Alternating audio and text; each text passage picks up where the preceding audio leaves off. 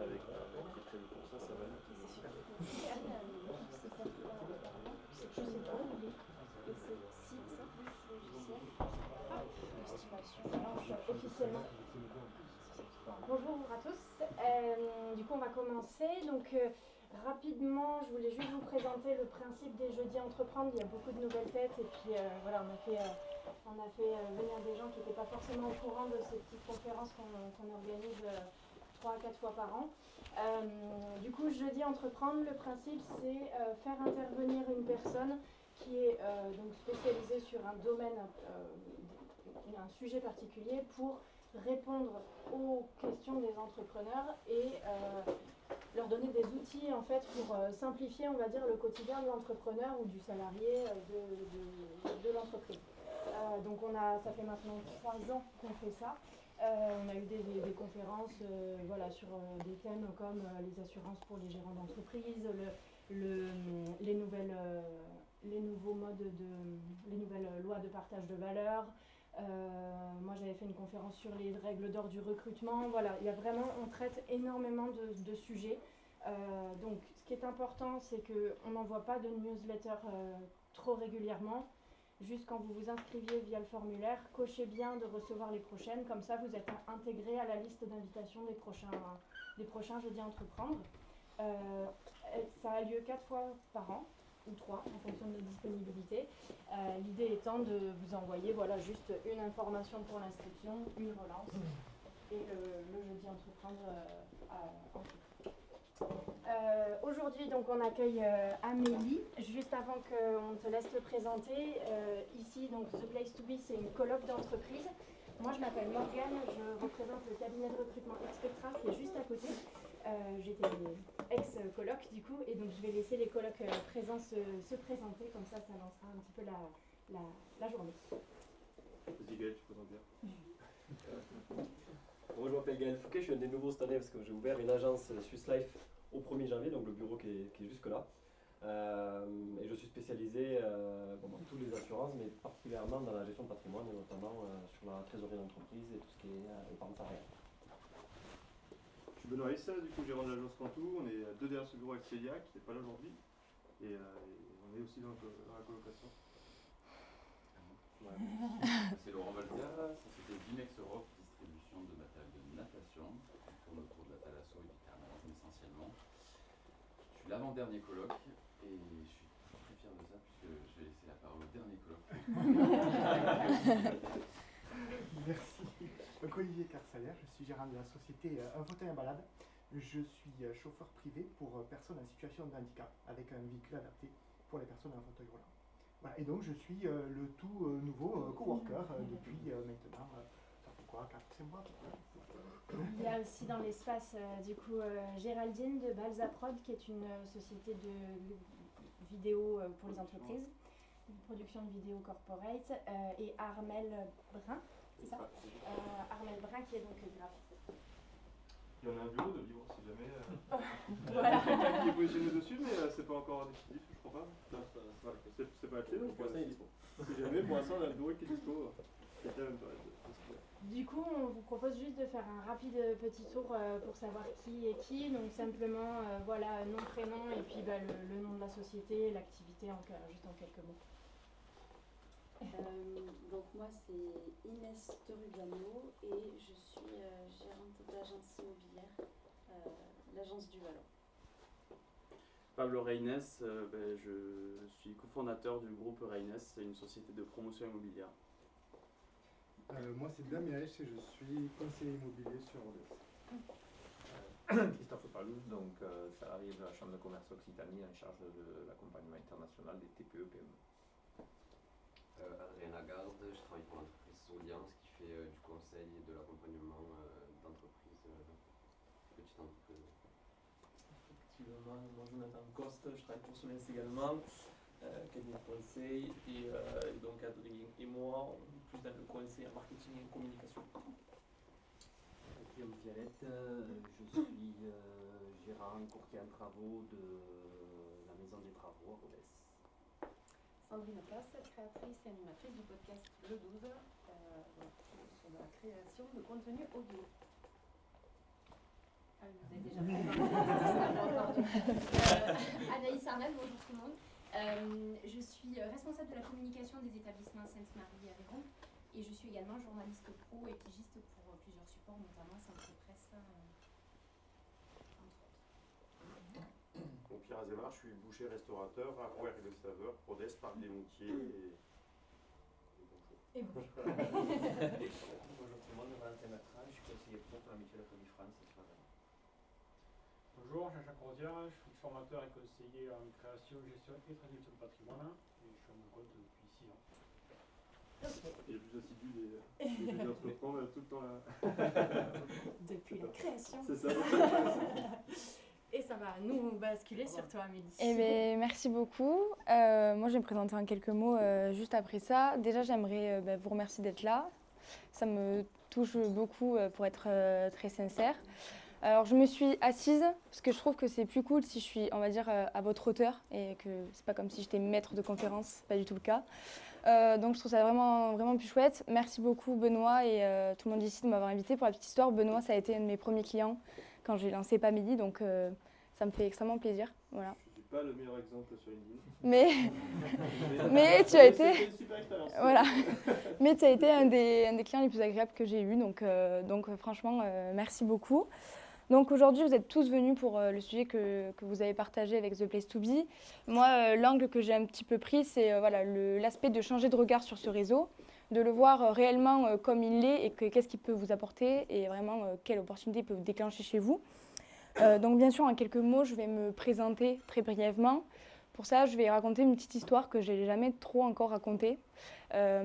J'ai souvent cherché le fil rouge de pourquoi je m'étais mise dans LinkedIn si jeune, alors que je ne suis pas trop la cible de LinkedIn. Voilà, vous êtes plus la cible majoritairement ici de LinkedIn que moi, concrètement. Et pourtant, c'est mon réseau social préféré. C'est avec lui que j'ai fait la plupart des rencontres qu'il y a ici d'ailleurs. Donc, clairement, je me suis demandé un jour, mais pourquoi j'ai fait ça? Et la réponse, je l'ai trouvée en fait par mon papa. Mon papa m'a été directeur de la race au Brac. Et ma maman a travaillé à Paris. Il m'emmenait souvent dans les élevages. Et quand on sortait de chez les éleveurs, il me disait toujours « N'oublie jamais que les personnes que tu rencontres pourront un jour t'ouvrir des portes par la suite et débloquer des opportunités pour toi. » Et en fait, je crois que c'est un peu avec cette pensée que je me dis que je vais créer mon premier post LinkedIn. Parce que je suis invitée il y a 3 ans à ce salon qui s'appelle le World Impact Summit, qui est un salon en gros globalement sur les startups qui sont plutôt dans l'environnement.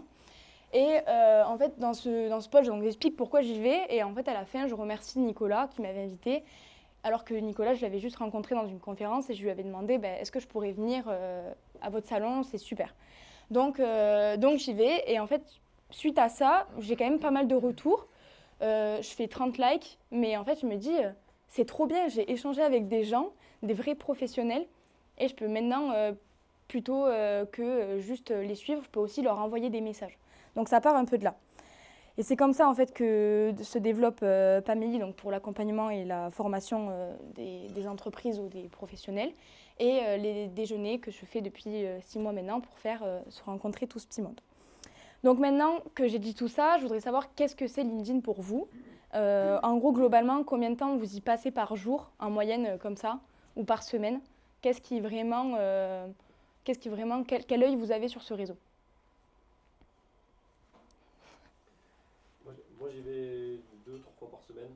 Ok. Parce que déjà, on a une notification qui nous amène à y retourner. Ouais. Et après aussi, pour voir s'il n'y a pas des nouvelles connaissances qu'il faudrait avoir et sur les professionnels que j'ai en ami sur LinkedIn. Je dirais 2 heures par jour en moyenne, entre 16 navigateurs sur lesquels je passe beaucoup de temps pour le travail et l'actualité, suivre les contacts et ce qu'ils font.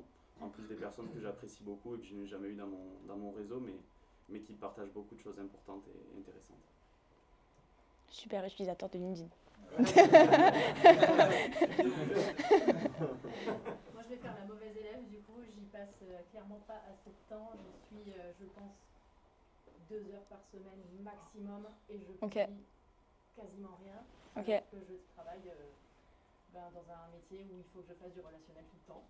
Donc, que ce soit avec les professionnels ou les candidats. Donc, clairement, je l'utilise pas bien. Tu peux prendre mon contre-exemple, c'est super. Ok. Quelqu'un d'autre a... Oui. Je rebondis sur ça. Moi aussi, je l'ai utilisé 2 heures Ok. Eh bien, écoutez, ravie de vous apprendre que globalement, la plupart des gens en Europe passent 5 minutes par jour sur LinkedIn maximum. Donc, globalement, Pablo qui est à plus de 2 heures par jour et vous qui êtes moins, voilà.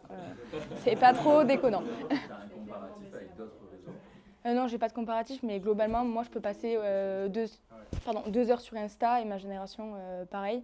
Mais 5 minutes par jour, c'est vraiment pas beaucoup, quoi. Globalement, c'est tu ouvres l'application, tu défiles et tu fermes. T'enlèves les notifs et tu Ouais. fermes. Voilà. En gros, pour moi, ça veut dire que l'intérêt des gens dure 5 minutes sur LinkedIn. Donc, ça veut dire que si tu as un intérêt sur 5 minutes, ça veut dire que concrètement, tu dois faire passer une information, il faut qu'elle soit assez claire et assez brève. On vit une guerre de l'attention, je pense que vous le savez, et on vit une guerre de l'attention absolument dans tout ce qu'on reçoit comme notification, dans tous les magasins qu'on voit et qui nous appellent à l'action. On vit constamment une guerre de l'attention. Pour ça, pour moi, il faut vraiment communiquer en pensant à l'expérience utilisateur. Je trouve que c'est quelque chose qu'on oublie beaucoup trop. C'est-à-dire que l'expérience utilisateur aujourd'hui, vous vivez une expérience utilisateur avec moi. Quand vous avez passé la porte, vous avez vécu une expérience utilisateur. Pourquoi aujourd'hui je préfère Mac à Windows? Parce que je vis une expérience utilisateur différente avec Mac. Tout est absolument pensé pour que mon expérience utilisateur et ce que je vois ou ce que je ressens compte. Je trouve que ce qui est vraiment important de comprendre avec LinkedIn, c'est cet aspect vraiment émotionnel. On oublie, parce que c'est un réseau professionnel, qu'il y a quand même des gens qui lisent le contenu et que c'est un réseau où il faut mettre de la valeur dans l'émotion et dans ce que ressentent les gens. Il ne faut pas hésiter à parler de souvenirs de l'enfance, de faire des comparatifs. Personne n'est ridicule à parler de choses que tout le monde connaît si ça peut faire que tout le monde vous comprend. Voilà, concrètement. Donc, avec ça, on appelle ça l'UX. Donc, c'est pour venir sur la suite, pour vous expliquer avec un schéma. Mais en gros, mon plus gros conseil, c'est de rester mémorable et surtout agréable. On se rappelle beaucoup plus des gens qu'on trouve sympathiques plutôt que des gens qui nous ont pris la tête, entre guillemets. Ben ça, c'est un super comparatif avec quand vous écrivez un post. Souvent, on a peur de ne pas donner assez de valeur. On se dit, les gens ne vont rien retenir, je ne vais rien leur apporter. Mais en fait, sachez que si vous êtes trop technique, les gens ne vont pas vous suivre. Parce que les gens ne vivent pas votre réalité à vous. Donc en fait, le plus important, c'est de rester à la fois simple, vous, c'est-à-dire authentique, mais à la fois très proche des gens et assez humain. C'est-à-dire que quand on publie quelque chose sur LinkedIn, on s'adresse à des professionnels qui sont humains. Quelqu'un qui toque. Bonjour. Excusez-moi, c'est pas grave.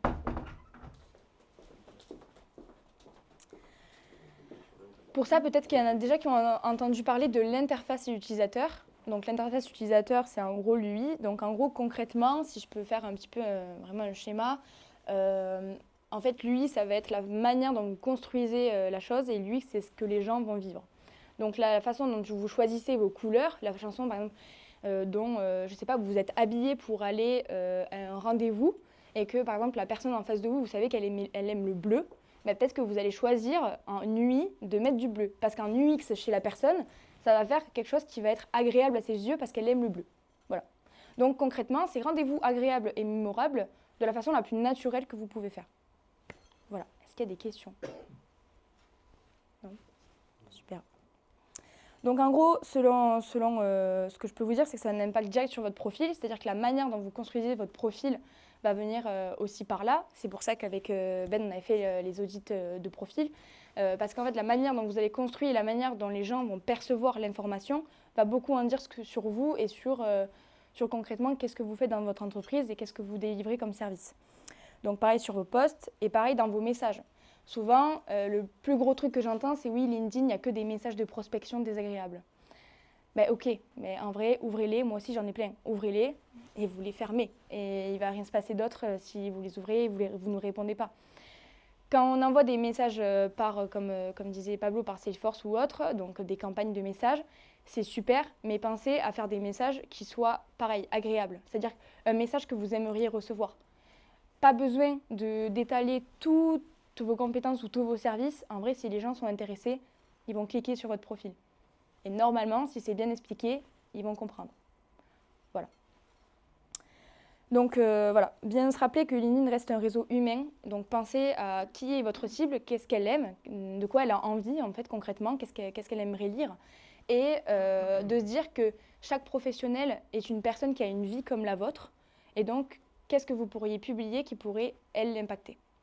Voilà. Bien sûr, vous pouvez prendre des photos, je vais mettre un plan à un moment, qui doit bien pas arriver qui va arriver bientôt, pardon. Vous pouvez prendre des photos, etc. Et même après, je pourrais vous envoyer la presse si vous voulez avoir des rappels, il n'y a pas de souci. Donc pour moi, ça va avec ne pas être oublié, donc c'est ce que je vous disais, puisqu'on a tellement assailli par de nombreuses informations que si on n'a pas, pour moi, créé une connexion un petit peu plus émotionnelle que juste technique, ben, on devient oublié. Je pense que dans votre métier, par exemple même de chauffeur VTC, quand quelqu'un rentre dans votre voiture, si vous avez, je sais pas, un discours qui va être agréable ou si vous allez vous intéresser à cette personne ou alors lui parler de vous, de votre histoire ou de la sienne, ben forcément vous allez créer quelque chose d'émotionnel. Et en fait, il ne faut pas se dire que parce qu'on est sur LinkedIn et parce que c'est un réseau qui en apparence est professionnel et donc froid, déjà pourquoi, si on est un réseau professionnel, on devrait être froid? Pourquoi il y a cette image-là? Pourquoi cette image est véhiculée alors que concrètement, la majorité des gens ici, je vous connais, je ne crois pas qu'on ait une relation froide. Donc voilà, créer quelque chose qui soit beaucoup plus humain et beaucoup plus naturel que juste soit de la prospection classique qu'on pourrait recevoir par mail, soit simplement des posts qu'on pourrait avoir, je sais pas, qu'on pourrait avoir il y a 10 ans, quoi. En fait, le monde évolue, les expériences évoluent, on a de plus en plus de messages, donc restez authentique et humain, et c'est ça qui fera que vous ne serez pas oublié. Je me suis dit que j'allais vous présenter ce plan. Ce plan, vous pouvez l'utiliser pour tout ce qui est écriture de poste, écriture de votre info, et globalement, écriture de votre profil en entier. Donc le plan c'est celui-ci. Donc le reste de la présentation va s'articuler sur ces plans-là. Donc concrètement, c'est comment je vais, par le discours que je vais appliquer, happer les gens et les faire un petit peu rentrer dans mon monde. Donc voilà, je vous laisse prendre des photos. Donc je l'ai appelé, on va dire, le plan essor, parce que pour moi, c'est ce qui permet en fait de faire émerger. C'est ce qui permet que peut-être on va aimer lire vos posts d'une certaine façon, où les gens vont être, on va dire, suivis par le contenu que vous avez écrit et ne vont pas avoir envie de sauter. Donc on commence par l'accroche. Donc l'accroche doit être impactante et engageante, un petit peu comme on écrit un article, un peu comme les articles qui sortent. C'est-à-dire que si vous vous dites que vous n'allez pas forcément vous arrêter, c'est qu'il faut changer. Concrètement, personnellement, l'accroche, c'est ce que je change, on va dire, peut-être 10 fois. C'est-à-dire que l'accroche est réellement l'élément le plus important. C'est 80% de la réussite du post. Donc, c'est-à-dire que globalement, vu que les gens passent environ, on n'oublie pas, 5 minutes sur LinkedIn, c'est-à-dire que si dès l'accroche, vous n'avez pas fait passer votre message le plus fort, si vous en avez un à faire passer, par exemple, ici, il y a un nouveau colloque, au lieu de le dire dans le post, commencez par ça. Les gens aiment avoir des bonnes nouvelles. Si vous avez une bonne nouvelle à leur dire, dites-le directement et les gens vont être intéressés. Tout le monde est attiré par le positif. On est attiré par le négatif de façon un petit peu vicieuse, de se dire « Ah, mais qu'est-ce qui s'est passé de mal ?» C'est normal, c'est un biais humain.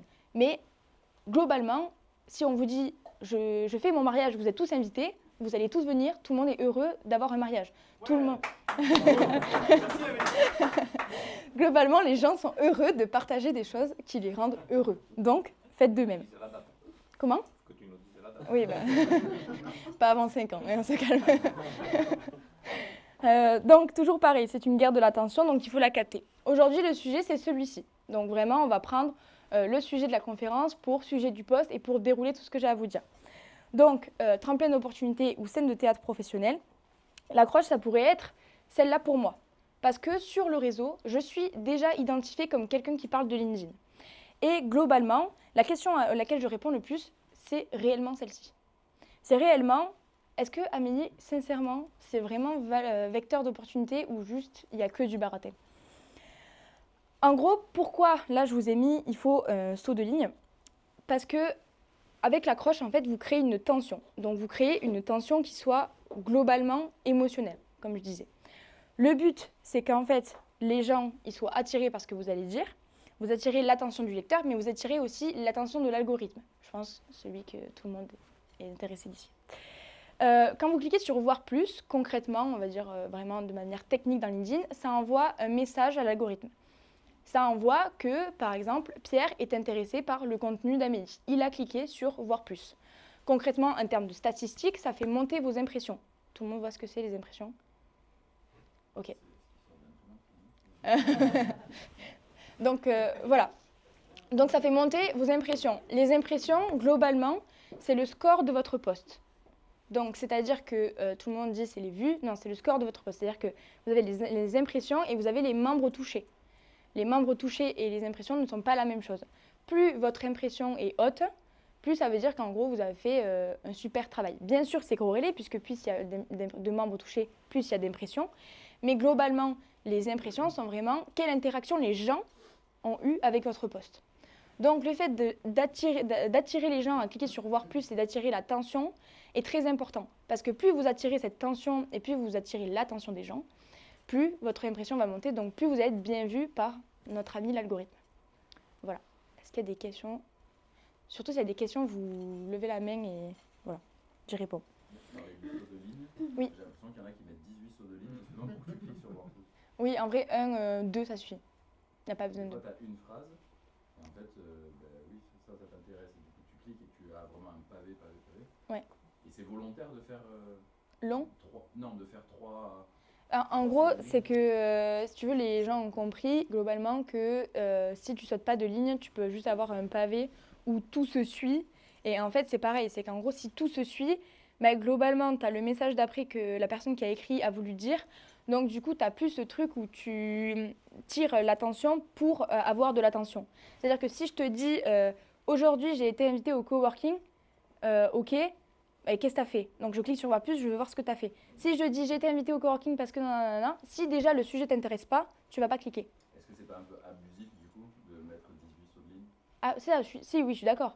Mais en gros, le bon compromis, c'est de se dire, globalement, si tu écris 2 lignes dans ton accroche, quand tu prépares ton post et que tu le programmes et que tu vois, si tu écris 2 lignes, tu sautes une ligne pour juste aérer ton post et valoriser ton expérience utilisateur.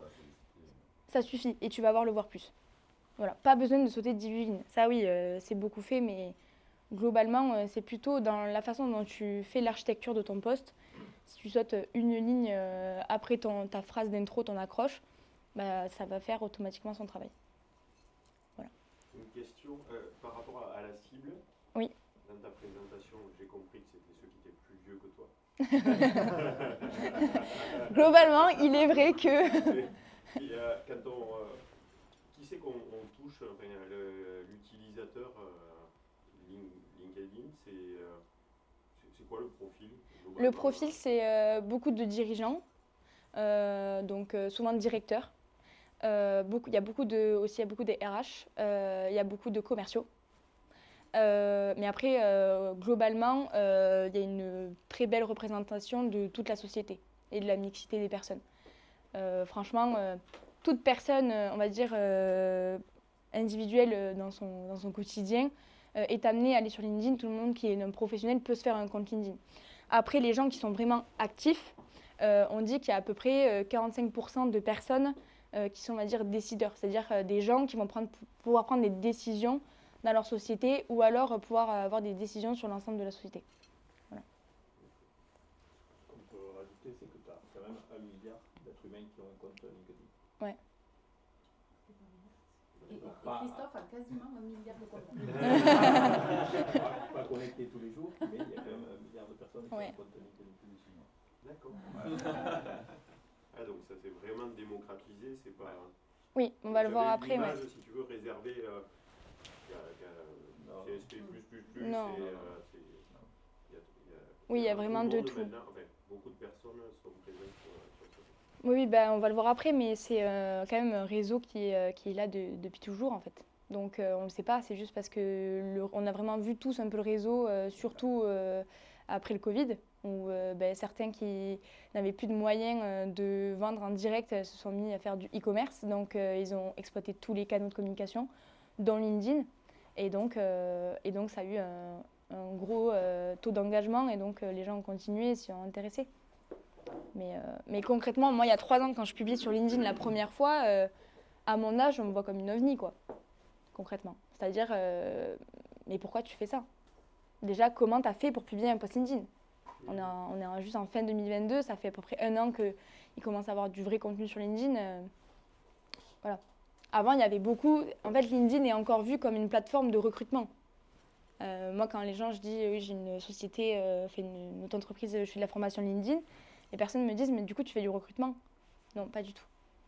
Mais on peut s'en parler, par contre. Mais voilà. Donc, oui, l'image de LinkedIn n'est plus du tout la même que, par exemple, il y a 5 ans même. Voilà. C'est vrai que le réseau pousse aussi un peu à ça, parce qu'il y a le filtre Open to Work, il est encore quand même pas mal axé recrutement, c'est ce qui donne aussi cette image. Et puis, c'est un super canal de recrutement, parce que c'est quand même, le but, c'est quand même de se faire un réseau que tu peux adresser et tu peux quand même rentrer en contact avec n'importe qui. Christophe en est la preuve vivante. Voilà. Si je suis partie à San Francisco, c'est grâce à Christophe et c'est grâce au fait qu'il a passé 10 ans à faire des recherches sur LinkedIn et... 20 ans, pardon. Excuse-moi. Donc voilà. Donc en gros, c'est ce que j'ai quand même envie de vous dire avec tout ça, parce qu'on parle de l'attention, etc., c'est de se dire que LinkedIn reste quand même plus basé sur le contenu que sur l'apparence. Globalement, si je dois faire une différence, Insta est quand même sur l'apparence, le fait d'être plutôt bien sapé ou autre et de donner une bonne image et d'attirer l'attention dans un réel sur très peu de temps au début de son réel, que tout soit joli, tout soit harmonisé, que les couleurs soient bien choisies. Je pense que Sandrine, avec le podcast, tu dois vivre ça tous les jours. Voilà, LinkedIn reste encore un contenu un réseau social qui se base sur vraiment le contenu et son algorithme se base sur ça.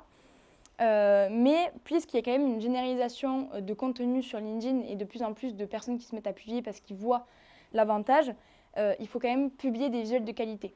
Donc, c'est-à-dire qu'aujourd'hui, les posts qui ne marchent pas concrètement, souvent, c'est que les gens n'ont pas mis de photos d'eux ou de photos qui soient réellement impactantes.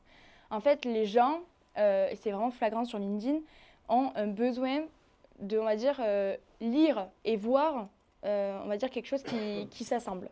C'est-à-dire que, par exemple, c'est la même... en fait, il faut toujours ramener ça à des exemples du quotidien qu'on a tous les jours. Par exemple, je vais reprendre mon exemple du mariage. Si je vais à mon mariage et que je suis habillée concrètement en claquettes chaussettes, on va se dire, il y a un problème. Je ne vois pas trop le lien. Et bien là, c'est exactement pareil. C'est-à-dire que si vous annoncez, je ne sais pas moi, l'arrivée d'un nouveau collaborateur et qu'en fait vous mettez une tasse de café, ça n'a aucun rapport. Donc en fait, les gens ne font pas le lien. Donc du coup, il faut quand même ajouter son contenu à son apparence et c'est quand même hyper important. Et je le dis parce que ça vous paraît super logique quand je le dis, mais je le dis parce que c'est globalement la chose que je répète le plus une fois avoir fait la formation. Le choix de la photo est très important dans la façon dont les gens vont être captés et dans la façon dont les gens vont s'intéresser au contenu. Donc en gros, ce que je dirais vraiment, c'est que la qualité et la régularité primera toujours sur la quantité.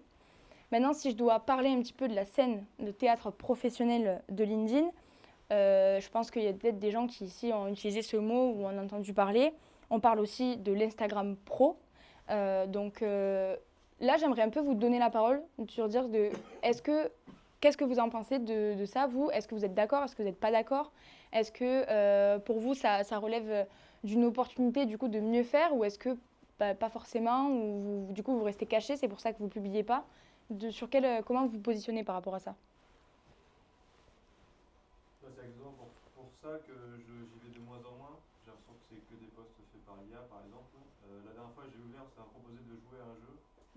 Je me suis dit, dans quoi on est tombé? C'est vrai que je me suis dit, attends, c'est une blague ou quoi? Donc j'ai quand même cliqué, j'ai fait le jeu, et ça a pris 2 minutes, je me suis dit, mais non, mais là, ça devient. Voilà, c'est dommage en fait. T'as l'impression d'avoir un truc pro qui.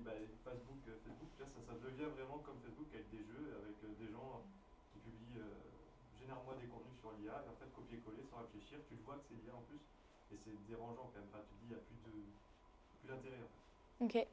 Moi je suis du même avis, ce qui m'agace profondément c'est les photos selfies en poule là avec un texte long comme le bras de j'ai fait ci, c'est super, j'ai fait ça, c'est merveilleux, j'ai fait machin.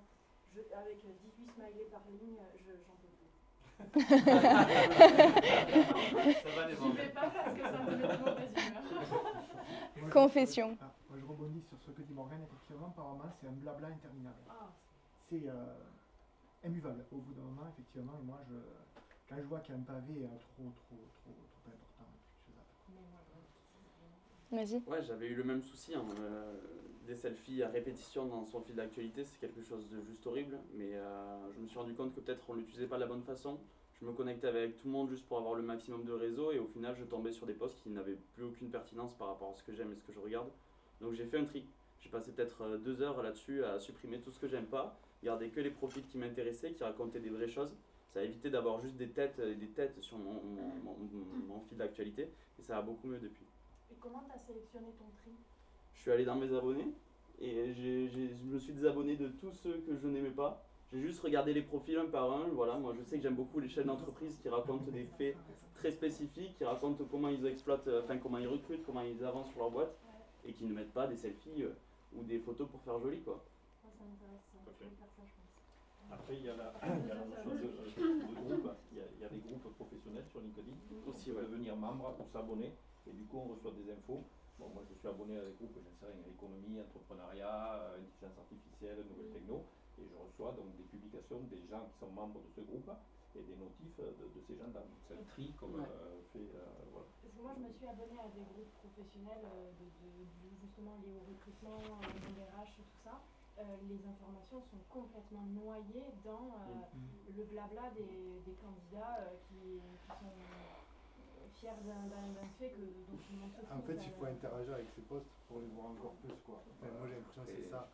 C'est l'algorithme, il se base aussi aux posts qu'on a tendance à interagir. Et si on interagit avec des posts de certains profils qui sont plus intéressants ou qui nous plaisent plus, ben, on les aura après en premier, quoi. Mais c'est vrai que ce que je voulais dire aussi, moi, une des problématiques que je vois qui m'agace un peu, c'est l'accroche, qui est tellement importante qu'au final, c'est tout le temps un peu pareil, où on voit, par exemple, l'accroche, ça y est, ce matin, j'abandonne, je démissionne, je déquitte mon entreprise, j'arrête tout. Et on sait déjà que quand on va mettre voir plus, ben, en fait, la personne va dire non, c'est pas vrai, c'est juste qu'elle chef d'entreprise.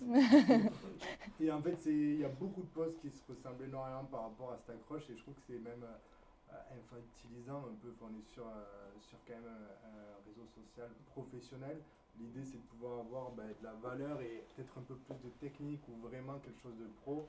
Et parfois, on est sur des posts que je trouve encore plus infantiles que sur TikTok. Je suis franchement, honnêtement, très d'accord avec tout ce que vous venez de dire. Je tiens juste à dire du coup que lorsque vous passez moins de 2 heures sur l'algorithme LinkedIn, c'est compliqué pour lui de savoir qu'est-ce que vous allez aimer ou qu'est-ce que vous aimeriez lire. Ce que tu as dit qui est très juste, c'est si vous n'interagissez pas avec les gens et vous ne donnez pas des pistes à l'algorithme de qu'est-ce que vous aimez, c'est compliqué pour lui de savoir qu'est-ce que vous aimez. Donc, mon plus gros conseil de vous dire, c'est donner des informations à LinkedIn sur qu'est-ce que vous aimez et il va vous montrer qu'est-ce que vous aimez parce que c'est dans son but, c'est dans son intérêt. Concrètement, pour moi,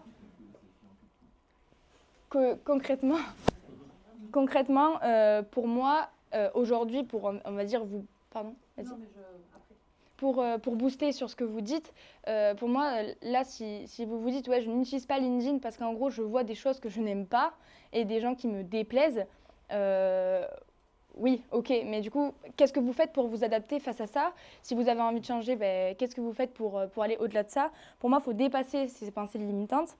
Et ça vient quand même dans mon ancrage. Donc l'ancrage, il faut toujours donner des chiffres clés, des choses qui vous ramènent un petit peu dans la réalité. Pour moi, c'est un peu, vous mettez les gens dans votre ambiance. C'est-à-dire que là, voilà, vous avez une perception que LinkedIn, c'est comme ça. Moi, la majorité des retours, c'est, non mais LinkedIn, c'est quand même un réseau hyper bullshit. Donc beaucoup de gens me disent ça. Comment tu crées des vraies opportunités avec ça? Posez le lecteur dans un contexte qui va donner votre contexte et de comment vous le voyez. Moi, LinkedIn, vous l'avez compris, je pense, je ne vois pas du tout ça comme un réseau bullshit parce que mon réseau a... Ah, bullshit. Si je dois l'expliquer à quelqu'un. Si tu dois l'expliquer à quelqu'un, c'est un réseau où tu ne vois pas forcément des choses très intéressantes. D'accord. Vide de sens, voilà. Voilà, vide de sens. Merci. Et Donc voilà, moi si je pouvais le poser vous poser dans mon contexte à moi, c'est de rappeler quand même que malgré l'évolution de la plateforme, ça reste quand même quelque chose qui est majoritairement valorisé par les gens et reconnu comme un réseau social de qualité. Ce qui me vient, si je devais écrire un post LinkedIn, à poser un ancrage qui serait comme celui-ci. De rappeler qu'en gros, en 2025, selon une source fiable, donc Statista, les gens valorisent quand même encore LinkedIn et le voient quand même sur un réseau crédible. Donc en gros, vous avez quand même une opportunité à prendre, à vous mettre dessus, parce que globalement, les gens ont quand même une opinion qui est dessus plutôt professionnelle et ancrée. Et puis j'ai envie de vous dire, même si des personnes autour de vous pensent que ce réseau n'est pas, on va dire, crédible, bah, faites du contenu crédible et rendez-vous crédible, tout simplement. C'est pas parce que la majorité des gens font du contenu que vous n'aimez pas que vous êtes obligé de faire la même chose en soi. Faites du contenu que vous aimeriez lire. Oui. Moi, en fait, par rapport à l'expérience sur LinkedIn, je ne vais pas aller sur ce réseau-là pour aller être inspirée. Je vais soutenir les personnes que je connais pour apporter, je sais pas, soit partager quelque chose dans les commentaires, liker, etc. Mais je l'utilise beaucoup plus pour créer mon réseau. Oui. Et pas forcément pour lire tout ce qui est indiqué dedans, quoi. Et je pense que j'ai réussi à contacter des personnes par ce biais-là que j'aurais jamais eu par ailleurs. Bien sûr. Et c'est aussi, en fait, je pense qu'il faut savoir qu'est-ce qu'on veut trouver sur chacun des réseaux qu'on utilise, en fait. À quoi l'un va me servir, Instagram ne va pas me servir de la même manière que LinkedIn. Tout à fait. Et le voir comme ça, c'est ne pas le subir, mais plutôt l'utiliser Exactement. pour soi-même. Il y a aussi une notion de discipline. Je reprends mon super mauvais exemple, moi-même. Mon travail consiste à être en relation à la fois avec des entreprises et à la fois avec des personnes qui sont en recherche d'emploi ou à l'écoute d'opportunités. Actuellement, sur mon réseau LinkedIn, si je regarde, j'ai tous mes clients, mes prospects et les candidats. Même les candidats d'il y a 6 ans.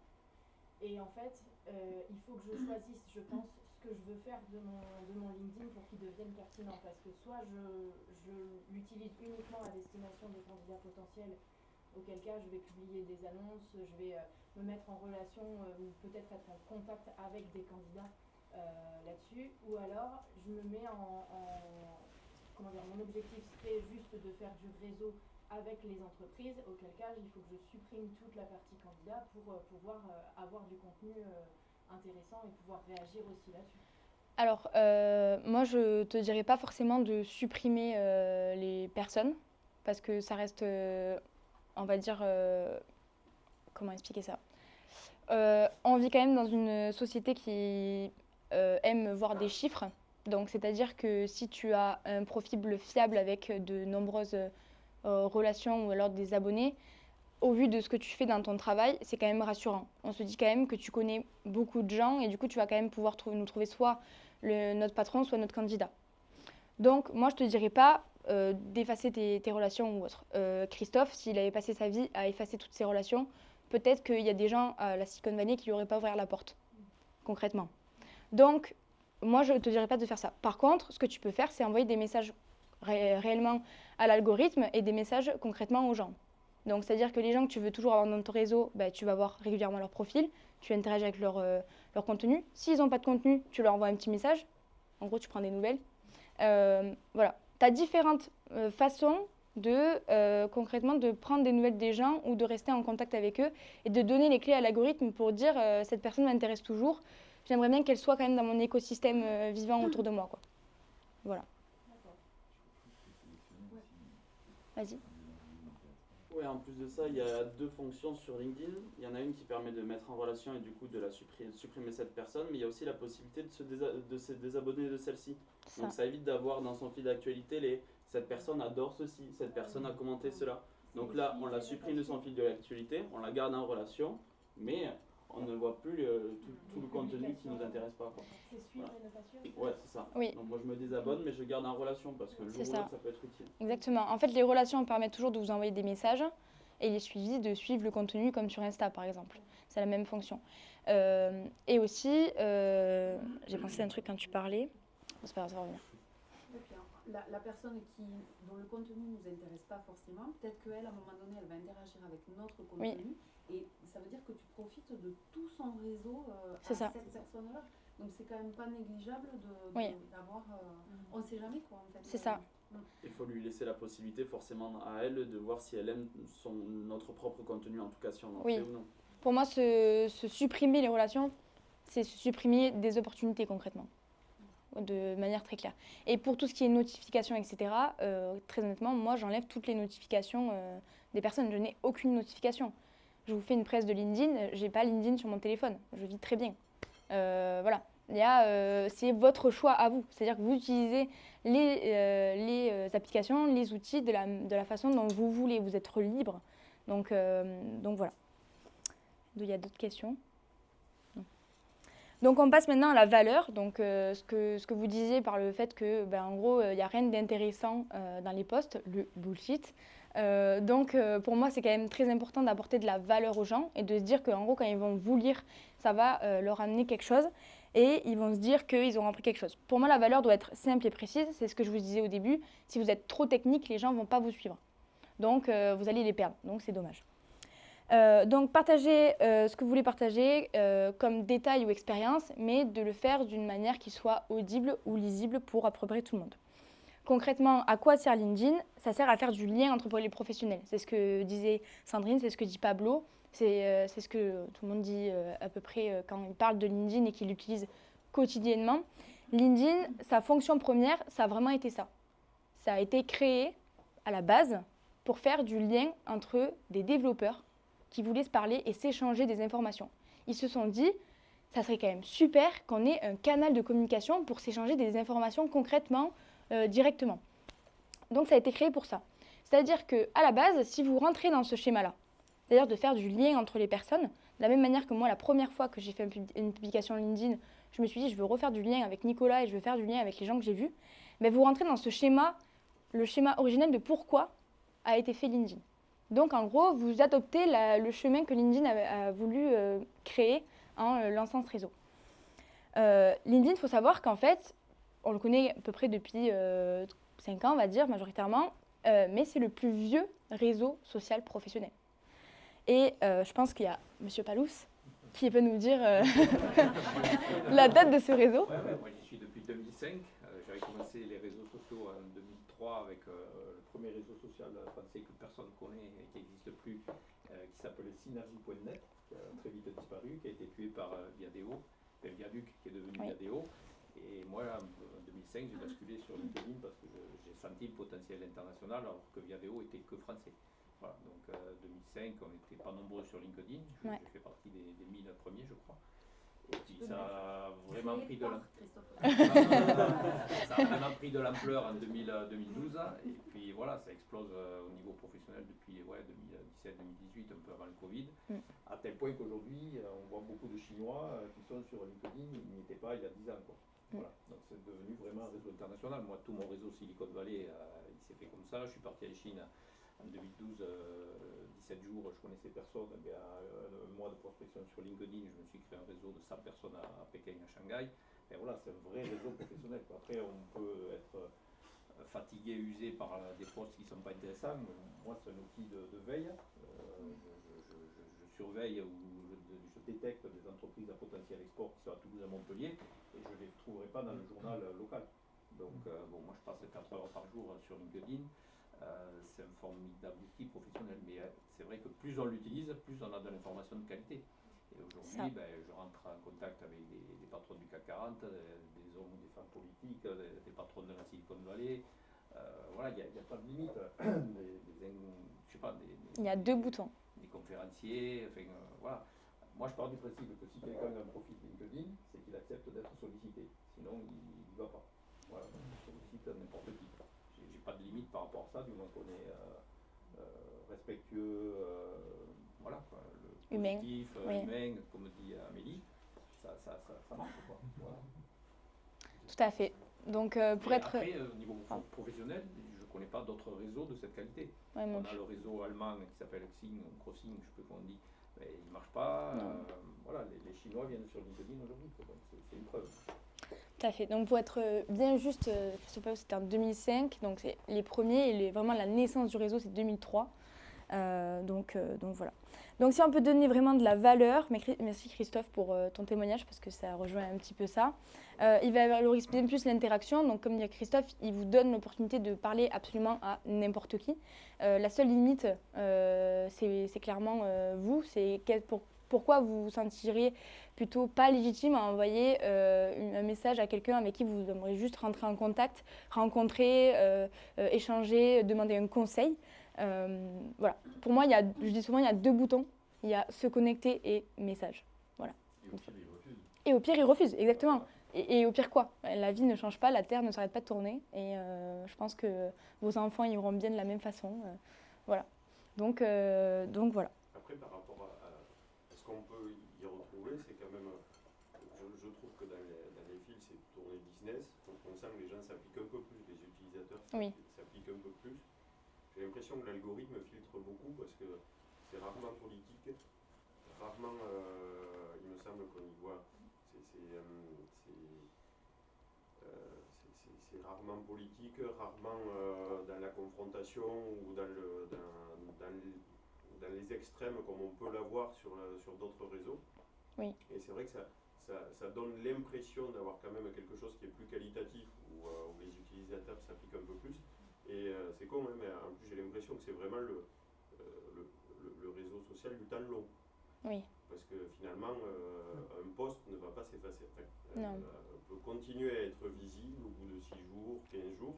Et c'est vrai que c'est marrant de se dire que voilà, il laisse aussi le temps de vivre et de pouvoir toucher plus facilement, contrairement à d'autres où c'est vraiment la course. Oui, c'est très vrai. Et aujourd'hui, l'algorithme de LinkedIn, donc en gros, concrètement, l'algorithme de LinkedIn est mis à jour régulièrement par des personnes qui travaillent l'algorithme vraiment à la main, quoi, des développeurs.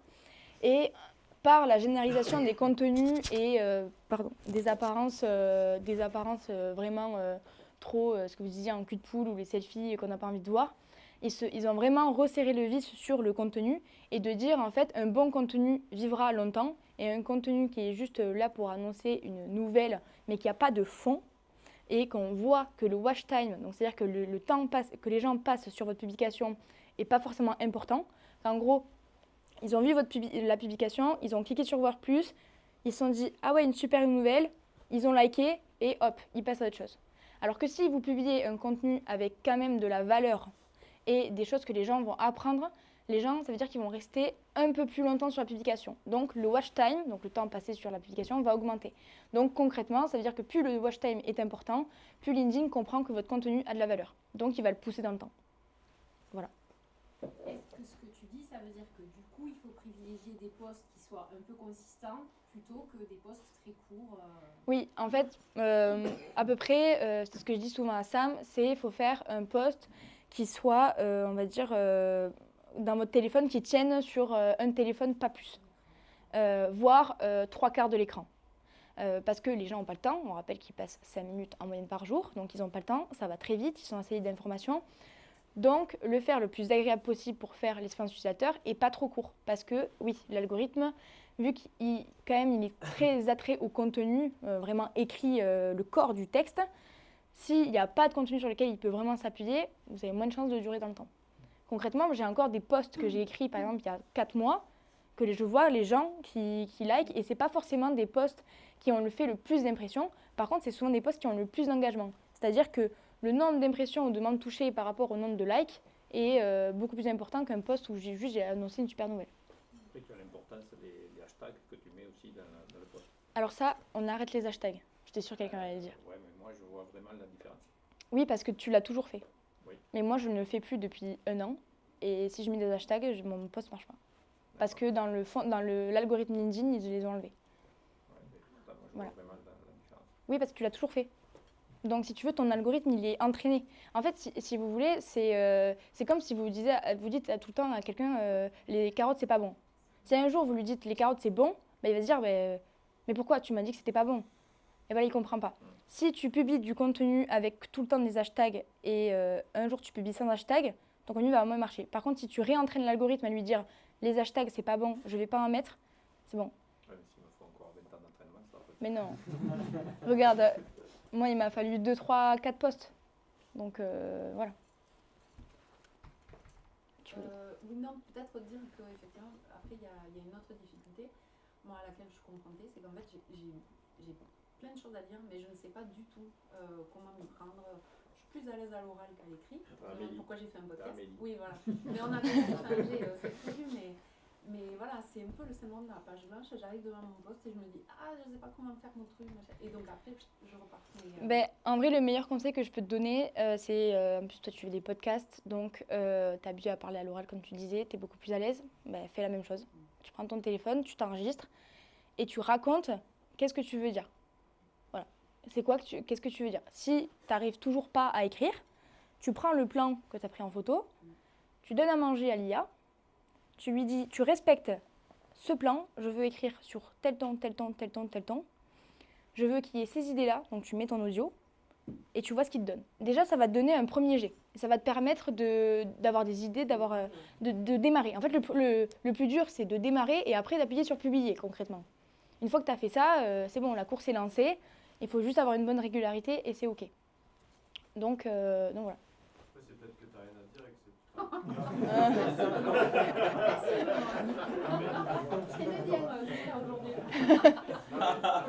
mais tu vois, dans le sens où des fois tu sais pas quoi dire, c'est juste qu'en fait tu n'as peut-être rien à dire et se forcer à trouver quelque chose à dire. Non, franchement, je me dis, ah ça j'ai envie d'en parler, ça. Et en fait, quand j'arrive devant, ah je sais plus. Moi c'est plutôt dans le sens où moi je dis, bon, en fait j'ai pas grand chose à dire donc je veux pas me forcer à... Mais tu vois, ce qui serait marrant, c'est de te dire, des fois tu penses peut-être à des petits trucs où tu te dis, ouais, ça je pourrais en parler.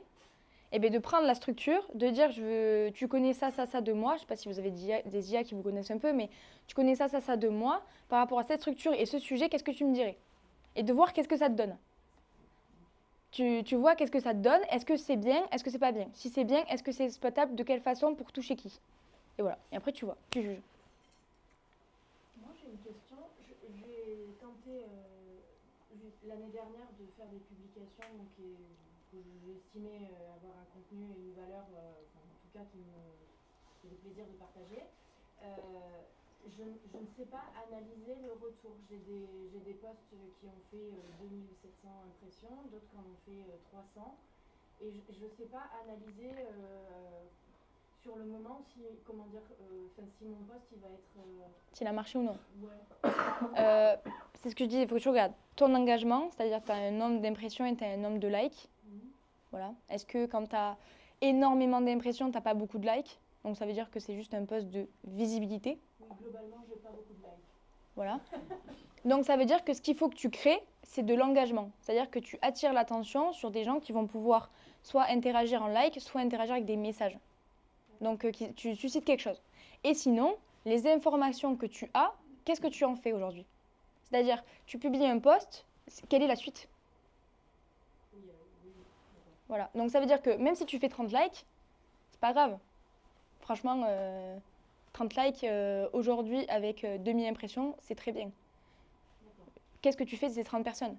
Parce qu'il ne faut quand même pas oublier qu'on a toutes les informations des gens disponibles sur leur profil. Donc, tu n'as que 30 personnes, ok, mais c'est peut-être tes 30 prochains prospects.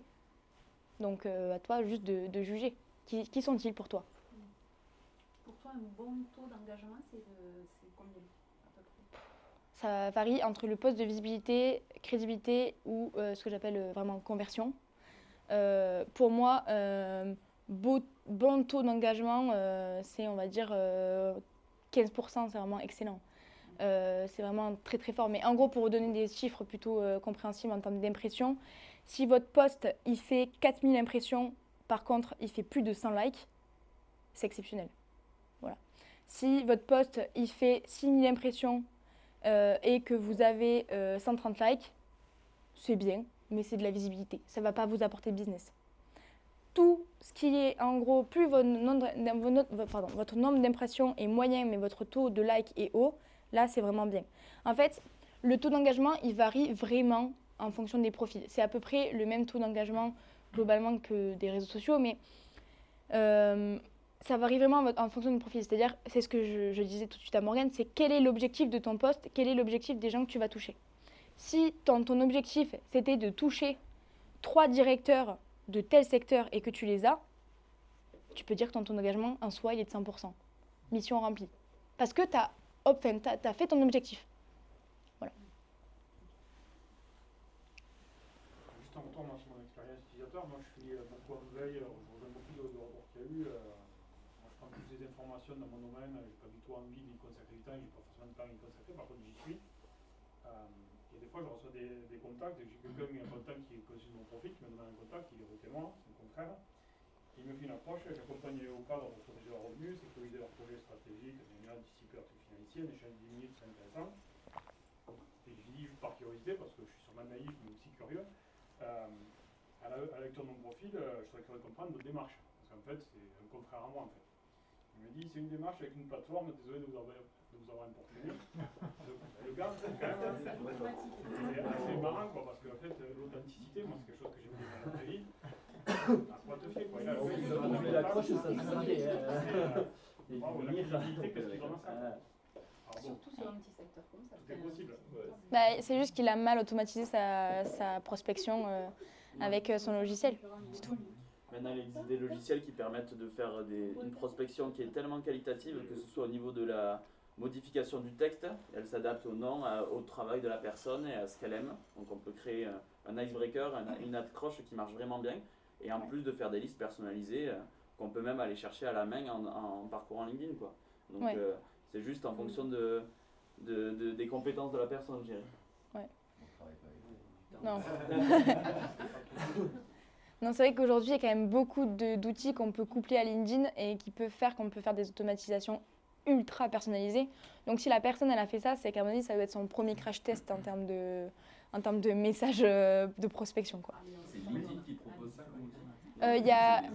Il y a des outils annexes, mais il y a aussi le Sales Navigator qui permet d'envoyer beaucoup de messages personnalisés. À moins que vous soyez vraiment très riche, ouais, Sales Navigator, c'est pas compatible. très, ouais. Pour ces 160 € par mois, quelque chose Ouais. comme ça, vous avez 10 emails, donc 10 mails que vous pouvez envoyer à n'importe quel utilisateur de LinkedIn, même si vous n'êtes pas connecté. Donc, Et c'est assez impersonnel parce qu'en fait, il y a quand même marqué que la personne a, entre guillemets, un peu payé ou c'est sponsorisé. Donc, honnêtement, moi, je ne le recommande pas trop si vous êtes surtout dans une démarche comme je pense beaucoup ici, ou de se dire que voilà, vous aimez bien rencontrer les personnes et savoir à qui vous avez affaire et créer du lien avec la personne quand vous faites une affaire concrète. Donc voilà, moi je vous dis, passez plutôt du temps sur la plateforme et créez-vous des relations à qui vous pourrez envoyer des messages et faire plus tard du business avec, que forcément payer vraiment un outil pour que ça le fasse à votre place, quoi. Voilà. On passe un petit peu à la partie de la révélation. Je pense que tout le monde a un petit peu aussi compris ici là où je voulais en venir. Pour moi, la révélation, elle doit être quand même technique parce que ça suive la valeur et donc ça doit aussi la confirmer. Pour moi, LinkedIn, vous l'aurez compris, c'est bien plus qu'un réseau social. Et j'espère que vous allez franchir la porte en sortant en vous disant « Ok, il y a d'autres opportunités que juste publier du contenu ou alors dire que mon café était bon ce matin. » Pour moi, LinkedIn, c'est réellement un outil. C'est-à-dire que c'est un outil pour communiquer et c'est surtout un outil qui a tout intérêt à vous valoriser. C'est-à-dire que concrètement, si vous donnez les bonnes informations à l'outil, il n'a que dans son intérêt, à lui, dans son algorithme propre, de vous valoriser. Il va valoriser votre présence, c'est-à-dire vos posts et vos interactions. Ce que disait Sandrine quand elle disait quand quelqu'un est dans votre réseau, il vous ouvre aussi votre réseau, c'est-à-dire que quand moi je publie un post, Sandrine va le liker, on n'a pas forcément exactement les mêmes relations. Pourtant, potentiellement, le réseau de Sandrine va pouvoir voir ma publication. Donc en fait, il faut vraiment imaginer ça. J'aime bien comparer ça à, on va dire, vous savez, les circuits électriques qu'on avait quand on était au collège, qu'on faisait en physique-chimie. Il y avait l'énergie avec la pile. On faisait un petit cordon et on mettait l'ampoule qu'on allume. Et ensuite, il y avait des petits cordons comme ça et on allumait plein d'ampoules. Ben, en fait, il faut voir comme ça. C'est-à-dire que l'énergie, c'est par exemple votre poste ou vous. Le 1, c'est Sandrine que j'ai en contact. Le 2, c'est le contact de Sandrine et ainsi de suite. Et en fait, si on fait une boucle comme ça, on peut aller très loin. On peut contacter à peu près qui on veut si on y passe le temps pour essayer d'aller chercher les personnes qui nous intéressent. Il faut le voir vraiment comme ça. Il faut le voir comme un circuit qui continue, un circuit dans lequel il y aura toujours de l'énergie parce que ça passe par les mêmes cordons et qui est infini en soi. Parce qu'un algorithme, concrètement, ça fonctionne vraiment par instruction. C'est-à-dire que si vous donnez les bonnes instructions, les bonnes clés, ça va donc vous valoriser. Donc pour moi, c'est pour ça que je vous dis, c'est vraiment à vous de jouer. De se dire que si vous êtes intéressé par cette personne, eh bien, il faut le dire. Et Pablo parlait tout à l'heure de ça, et c'est super parce que je voulais y venir. La plupart des gens me disent, mais comment je fais concrètement pour trouver les personnes? Donc là, par exemple, j'ai marqué directeur, et donc j'ai en haut toute cette barre-là qui s'affiche. Toute cette barre-là, elle est exploitable en version gratuite. Donc là, on ne parle pas de Sales Navigator ou de 160 € par mois. On parle juste de les fonctionnalités premières de LinkedIn et de pourquoi le réseau a été créé, faire du lien entre les professionnels. Donc ici, j'ai tapé directeur, j'ai des personnes qui s'affichent qui sont deuxièmes de mon réseau, ça veut dire que je n'ai pas dans mon réseau premier, donc je ne peux pas leur envoyer aujourd'hui de message. Par contre, on a quelqu'un en commun. On a Céline Barnold. Ok, donc là c'est une première recherche sans faire forcément de filtre. Juste qu'est-ce que me donne l'algorithme avec juste le mot directeur. Et on peut aller un peu plus loin donc. On peut dire que je veux quelqu'un qui soit à Rodez et qui fasse du service et conseil aux entreprises. Et donc voilà, là on a encore des gens qui sont deuxièmes, donc des gens que je n'ai pas dans mon réseau et que j'ai apparemment en commun avec Christophe Palous, étonnant. Et donc voilà, que je peux aussi adresser. Sachez que là, moi ça c'est un exercice que je fais régulièrement. Je tape ma cible, je tape le lieu et je tape par exemple un secteur où les personnes travaillent. Là, on voit que je suis en se connecter. Ça veut dire que là, bientôt, il va falloir que je fasse ce qu'on appelle un ajout rapide de tous les gens potentiellement qui pourraient être intéressés. Parce que je les ai filtrés avant. Je pourrais aller beaucoup plus loin. Je pourrais dire, je veux que des gens deuxième et troisième de relation. C'est-à-dire des gens avec qui j'ai aucune personne en commun, qui ne me connaissent pas du tout, qui ne m'ont jamais potentiellement vu. Et voilà. Et donc ça, je le fais régulièrement parce que ça change. En fonction des nouvelles personnes que j'ai, en fonction de ce que je publie, en fonction des interactions que j'ai eues avec l'algorithme, en fonction du temps que j'y ai passé. En ce moment, je passe moins de temps sur LinkedIn. Il y en a certains ici qui m'ont dit tu publies moins en ce moment. Bah oui, j'ai moins de choses à dire et donc je publie moins et j'essaye de faire des posts qui soient aussi avec de la valeur. Donc voilà. Mais du coup, ça change régulièrement. Donc moi, je vous dirais à peu près, on va dire, une fois par trimestre, il faut faire parce que ça change. Il y a un roulement. Voilà. Je me permets de rebondir sur ce que tu dis, que tu postes moins en ce moment. On parle sur tous les réseaux sociaux tout le temps de régularité. Ouais. Est-ce que vraiment, si tu arrêtes de publier pendant un mois parce que tu n'as rien à dire et qu'après tu reprends avec des posts intéressants, tu vois une vraie baisse de l'engagement de tes posts Il y a une baisse des impressions. Okay. C'est-à-dire que, voilà, mais par contre, tu n'as pas forcément une baisse de l'engagement. Moi, je trouve que j'ai un meilleur engagement depuis que je publie moins, parce que puisque les gens sont assaillis d'infos, le fait de créer l'exclusivité et la rareté plaît. Parce que des fois, j'ai l'impression aussi, si on s'arrête un moment, le premier post qu'on va refaire va être un peu plus montré. Oui. C'est possible ça? Oui, c'est possible. Et d'ailleurs, s'il y a des gens ici qui n'ont jamais publié de post LinkedIn, sachez que votre premier post LinkedIn va sûrement faire un des meilleurs scores. Donc, travaillez-le et faites quelque chose qui annonce quelque chose de, on va dire, important pour vous ou pour votre entreprise. Voilà. Je mets la pression là quand même. Voilà. La régularité, c'est pas si important. Si, c'est important, on va y venir. Donc, si tu devais faire une révélation pour suivre, c'est que LinkedIn est un réel outil.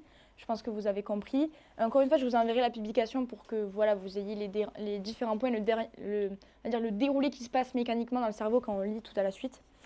Donc, c'est ce qu'on appelle après le déclic. Donc, quel est le regard du lecteur sur ça et quel est le regard que le lecteur aura de ce que vous allez dire et qu'est-ce qu'il va retenir, entre guillemets. Donc, en gros, moi, ce que j'aimerais vous faire un peu un déclic, c'est-à-dire vous pouvez continuer à dire que c'est un réseau qui ne vous apportera rien et qu'il est passé 5 minutes. Pourtant, personnellement, j'ai rencontré tous mes clients par LinkedIn et toutes les personnes qui viennent aujourd'hui à mes déjeuners, je les ai rencontrées par LinkedIn. Et je vais même vous dire mieux, pour continuer à alimenter tout ça, des gens que j'ai encore le numéro de téléphone, je leur écris parfois par LinkedIn parce que c'est quelque chose qui ne s'arrête jamais. Et tu parlais de régularité, c'est un peu ça aussi que j'ai envie de transmettre. C'est-à-dire que quand vous faites une conclusion, elle doit être engageante et personnelle. Donc de dire que voilà, même si aujourd'hui vous êtes absente sur le réseau, pour moi c'est vraiment un réel acte manqué de dire que vous n'y êtes pas parce que la majorité de ce que vous voyez, vous n'aimez pas. Pour moi, si vous prenez vraiment le pari de faire un contenu qui vous correspond à vous, ça pourra que vous servir par la suite. Voilà, personne ne le fera pour vous, ça vous demandera du temps. j'aimerais revenir vraiment sur ça et appuyer sur ça, comme tu dis, de la régularité. Je pense qu'il y a beaucoup de sportifs ici parce que j'en connais pas mal qui font du sport. LinkedIn, c'est un sport, honnêtement. C'est pas un réseau social qui va être joué sur la viralité forcément. Donc c'est vraiment un sport. Ne pensez pas toujours au négatif, comme quand on va à une compétition, si on pense que ça va pas le faire, ben, ça le fait pas. Perso, moi je fais du cheval en compétition, on dit souvent si tu penses que tu vas tomber, ben, tu vas finir par manger le sable. Et honnêtement, ça arrive. Plus on passe négatif, plus en fait on n'arrive pas à prendre la bonne décision sur le moment. Donc c'est un peu la même chose. Il faut savoir qu'il y a seulement 3% des personnes donc en France qui publient du contenu réellement, comparé à tous les actifs de tous les jours. Donc ça veut dire qu'il y a un champ qui est quand même libre et que vous pouvez vous emparer. Et il faut savoir aussi que près de la majorité, enfin de la moitié des personnes qui vont visiter un site internet, en termes de trafic social, donc des réseaux sociaux, cela vient de LinkedIn. C'est-à-dire que quand on fait un comparatif entre Insta, LinkedIn, Facebook et tous les réseaux sociaux, LinkedIn est toujours celui qui est en tête. Toujours, et de ça depuis 2022. Donc voilà. Et là, c'est Metricool. D'ailleurs, pour ceux qui sont très intéressés par les réseaux sociaux ou par les actualités, Metricool, c'est vraiment génial. C'est 20 sur 20 en termes d'infographie, en termes d'actualité, de ressources, même de masterclass en ligne, etc. C'est vraiment une super source de documentation, de veille, etc. Donc, quand j'ai commencé Pamélie, je disais souvent, créez-vous un réseau rentable. Et je pense que c'est quand même le message que j'ai encore envie de vous donner. C'est-à-dire ne pas voir que des ronds derrière les personnes et des zéros sur un devis, mais de se dire que toutes les personnes que vous pouvez rencontrer, demain, ça va pouvoir vous permettre de faire soit un bel événement, soit une belle rencontre, soit un beau voyage, n'importe quoi, mais qui en fait va vous faire grandir et va vous apporter quelque chose. Et je pense que... je dis ça de façon très humble parce que j'ai pas l'âge que vous avez, mais ce que je veux dire par là, c'est que... Non,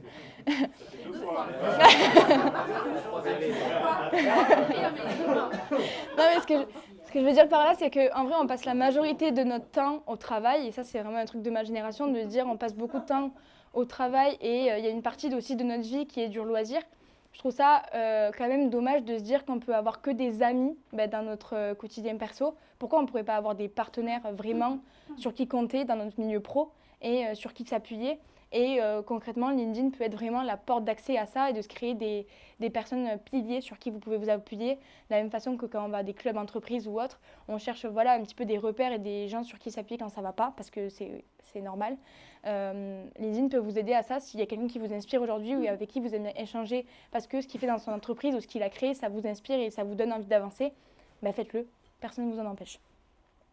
Donc voilà, créez-vous votre réseau rentable, le vôtre, et en signature, je dirais quand même qu'il faut quand même d'un côté appeler à l'action de la manière que vous voulez, si c'est l'ouverture d'une nouvelle boutique, si c'est une nouvelle offre, si c'est une possibilité de vous rencontrer. Si c'est n'importe quoi, créer quand même, susciter l'intérêt que vous êtes ouvert à faire une suite et que ce n'est pas juste un post d'information. Et voilà, une phrase qui vous incarne. Donc moi, ma phrase qui m'incarne, c'est « provoque ta chance », de dire que si tu veux le faire, fais-le. Et la chance viendra à toi par la suite. Et voilà, de la même manière que je vous dis ça là, si le sujet vous intéresse, on peut en discuter. Et moi, je suis ravie si je peux vous aider à faire votre premier post sur la plateforme et de dire voilà, de quelle manière il faut que j'impacte les gens et de me dire qu'est-ce que je veux dire de moi, je suis perdue, voilà, tu me dis je ne sais pas comment écrire, voilà, enregistre-toi.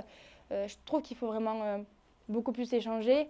On est tous des humains et c'est important de le faire. En bref, LinkedIn vraiment reste un terrain libre pour ceux qui savent y être constants. Je ne vais pas vous mentir, ça va vous demander du temps. C'est vraiment un réseau social sur lequel il faut passer du temps. 5 minutes par jour, c'est vraiment pas assez pour se dire que LinkedIn va vous redonner l'investissement que vous lui avez donné concrètement. Voilà, mettez-y du temps. LinkedIn, c'est sport et je pense qu'il faut saisir vraiment ces opportunités et voilà, passer du temps à faire de la régularité et de la qualité. Et je vous remercie de m'avoir écouté. Voilà. Et du coup, si vous voulez la presse, vous m'envoyez un message par SMS ou un mail et je vous envoie ça. Sur LinkedIn. Ah si, aussi, oui. si, bien sûr. Et je voudrais bien sûr remercier Sam, avec qui que je suis en partenariat depuis...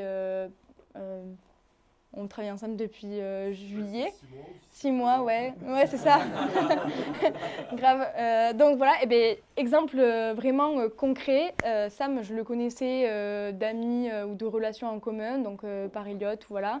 Et un jour, on était au RAF et je vais le voir, je lui dis coucou, je t'ai envoyé un message sur LinkedIn, j'aimerais bien que tu viennes à mon prochain déjeuner, mais j'aimerais bien qu'on se rencontre avant et qu'on discute. Donc c'est ce qu'on a fait et aujourd'hui, il teste le multicam avec moi et avec vous aussi. C'est un nouveau format que Vedron propose, le fait de pouvoir faire des conférences ou alors des replays ou alors des formations pour vos salariés qui soient rediffusées ou envoyées par mail ou autre. Voilà, donc merci Sam d'avoir répondu à mon message LinkedIn et d'avoir accepté qu'on se voit. Et sans LinkedIn et sans ce truc de rencontrer les gens, ma conférence ne serait pas finie aujourd'hui. Je ne pourrais pas la mettre en replay sur YouTube de même pour les gens qui n'ont pas pu être là. Et puis surtout, je n'aurais pas eu Sam, Vedron, Julie, Gauthier aujourd'hui en pilier et qui vont sûrement faire mon année prochaine professionnelle. Donc voilà, entourez-vous des gens et n'ayez pas peur d'aller voir des gens même que vous appréciez ou alors que vous admirez même. Souvent, ils vous ouvrent la porte et c'est souvent des belles histoires. Voilà, merci.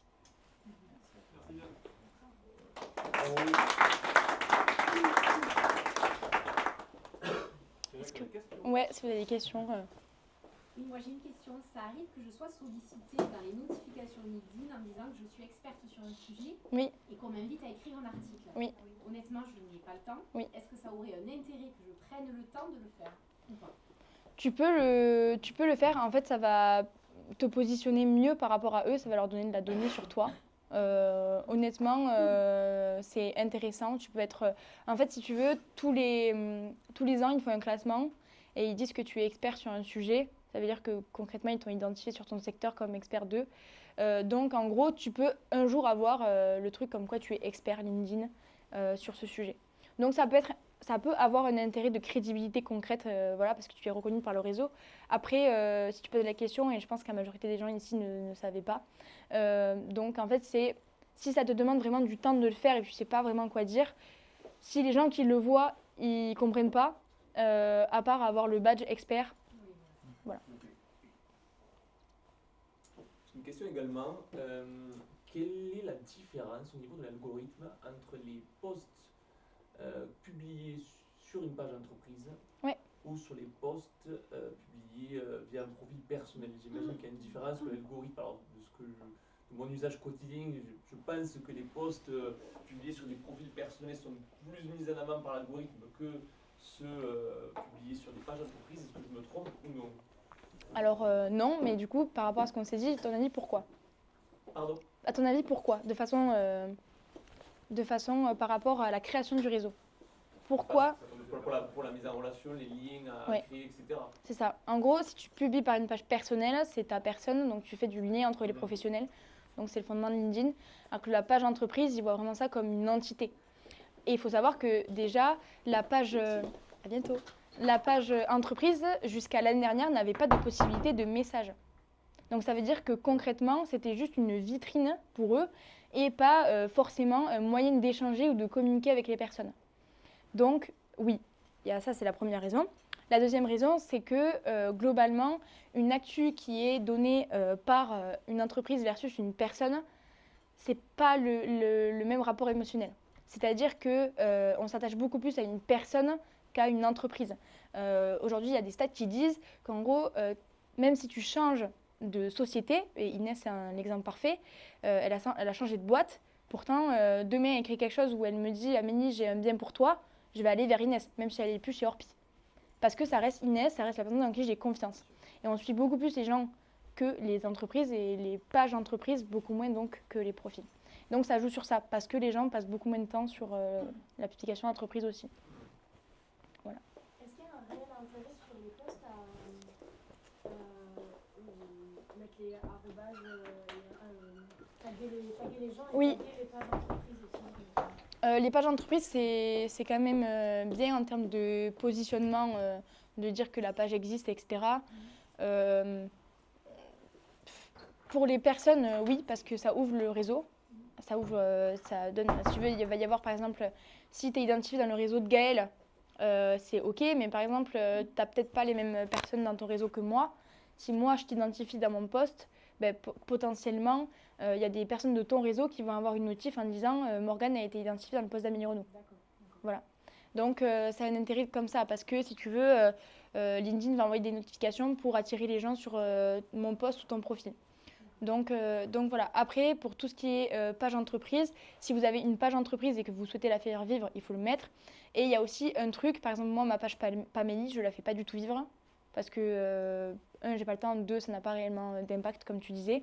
Donc je ne le fais pas. Par contre, quand j'ai un petit truc à dire ou sur Pamélie ou sur une actualité, je mets le arrobase, tout simplement parce qu'en termes d'expérience utilisateur, vu que ça se surligne en bleu et que les gens, ça crée un autre visuel, ça crée un contraste, ben, je me dis que c'est intéressant et que du coup, les gens vont plus le voir que si juste je marque Pamélie dans le texte comme le reste. Voilà. C'est plus un attrait, un choix sur ton interface de te dire ça va apparaître comme ça, donc l'expérience va être X, que de te dire vraiment que ça va t'apporter quelque chose de mettre la page. Voilà. Est-ce que vous avez des questions sur les republications? Est-ce que ça sert à quelque chose? Alors, les republications, en gros, quand vous voyez un post, donc il y a différents boutons, il y a liker, commenter, partager et republier. Beaucoup de personnes me disent ah mais t'as vu, j'ai fait un post. Je vais voir le post, c'est une republication avec une note. Sachez que la republication avec une note, si je reprends mon schéma comment on appelle ça, des ampoules avec le circuit électrique, la republication, c'est comme si vous recréiez une boucle sur quelque chose qui avait moins d'énergie. Vous savez, c'est ce qu'ils appelaient les circuits courts et les circuits à une ou deux boucles. Et bien en gros, là, vous faites des circuits à une ou deux boucles, mais pas en suivant le même circuit. C'est-à-dire que vous recréez un circuit sur le circuit déjà existant. Donc, en vrai, c'est pas bon. Par contre, si vous faites juste que republier, ça peut avoir un intérêt. Par contre, attention à ne pas trop republier si vous publiez du contenu. Parce que les posts republiés vont être avant les posts publiés. Donc ça veut dire que si vous faites des efforts à publier du contenu et qu'au final, tous vos posts publiés sont avant votre contenu à vous, tous les gens qui vont aller voir votre profil, ils vont voir que très tard, vos posts vraiment publiés. Donc voilà, republier si c'est un intérêt, par exemple vous avec le coworking, republier des infos entre vous et faire valoir votre réseau pour que ça rayonne. Mais après, ne republiez pas à l'excès et surtout pas en ajoutant une note. Valorisez le fait de commenter les posts, ce qui va donner de l'information et qui va nourrir le réseau, plutôt que juste republier en mettant une note. Je suis pas sûre d'avoir bien compris la logique du coup. Donc là, pour faire venir les gens ici à Aujourd'hui Entreprendre, Gaëlle a fait un post. Bon, moi déjà, j'avais republié avec un commentaire. Bon, enfin, avec une note, oui. Donc tout faux, ça j'ai compris. Mais du coup, est-ce qu'il vaut mieux que je commente le post de Gaëlle en mettant peut-être en taguant des personnes qui peuvent être intéressées ou en mettant, je sais pas, juste un commentaire sur son post, ou est-ce que c'est plus judicieux que je republie comme ça, tel quel? Alors il faut que tu mettes un commentaire parce que du coup les personnes vont cela va ouvrir à ton réseau le fait que tu aies commenté. Ça va potentiellement s'afficher dans leur feed à eux. Déjà, ça va nourrir ton algorithme en deux. Ça va lui dire que tu es en relation avec Gaëlle, donc les gens du réseau de Gaëlle t'intéressent puisque tu t'intéresses à lui. Voilà. Et en trois, le fait de republier, ça va quand même le repartager à ton réseau de manière plus directe. Et donc, c'est mieux. D'accord. Voilà. Donc, le commentaire, en fait, est plus impactant que la note. En fait, au lieu de mettre votre note et de penser votre note et de dire je vais mettre en note, vous le mettez en commentaire. C'est d'ailleurs ce que tu as fait. Comment? C'est d'ailleurs ce que tu as fait. Oui, voilà.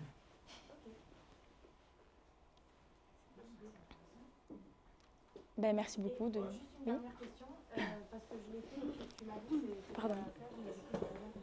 Quand je fais un post, avant je le republiais plusieurs fois pour qu'il remonte dans le fil d'actualité. Tu m'as dit que ça servait à rien. Ouais. Tu peux expliquer un peu ça? En gros, c'est un peu ce que j'expliquais avec le contenu. Si tu veux, ton contenu, il est en train de vivre. Il est en train de vivre sa vie, de remonter dans les algorithmes et dans les feeds de tout le monde, en gros. Si tu le republies à chaque fois, ça veut dire que l'énergie de la pile, elle est sur plusieurs axes. C'est pour ça aussi que régularité, oui, et régularité, pensée. C'est-à-dire, je m'explique, je vais un peu plus loin que là où je voulais en venir, mais En gros, ça veut dire que, par exemple, si vous devez publier du contenu régulièrement et que vous avez envie de toucher, par exemple, les personnes le mardi et le jeudi, si vous publiez, par exemple, un jour le jeudi et que vous voulez publier avec moins d'une semaine d'intervalle, dites-vous que vous faites mardi et jeudi après, mais vous n'allez pas faire jeudi juste après. Je ne sais pas si vous me suivez.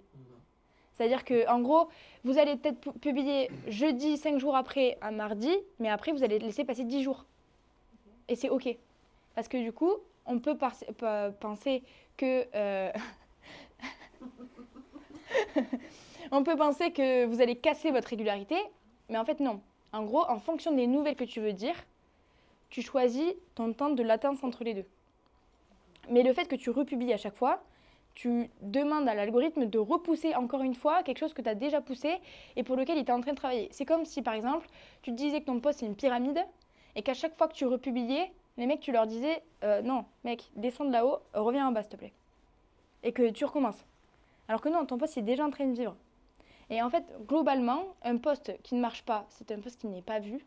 Donc, ça ne sert à rien de le republier. Si ça n'a pas plu, ça ne replaira pas. Un post qui a marché pourra remarcher. Donc ça veut dire que si il y a 2 ans, vous avez fait un post qui a bien marché et que vous pouvez le republier en ajoutant des trucs qui sont d'actualité, globalement, il marchera. Parce que les gens ne s'en rappelleront pas et un post qui a marché une fois, ça marche 2 fois. Donc voilà. Mais oui, la republication n'est pas nécessaire. Par contre, tu peux changer ton post, c'est-à-dire en ajoutant des axes d'amélioration, puisqu'il n'a pas marché et qu'il n'a pas été vu, bah, tu peux retenter l'expérience avec un post qui est modifié et pour lequel ça va marcher. Voilà. Si ça vous dit, s'il y a d'autres questions, on fait un petit moment café. Boire, manger, Ouais. café, ça va. Et comme ça, on continue à poser des questions. Merci Amélie en tout cas. Avec plaisir.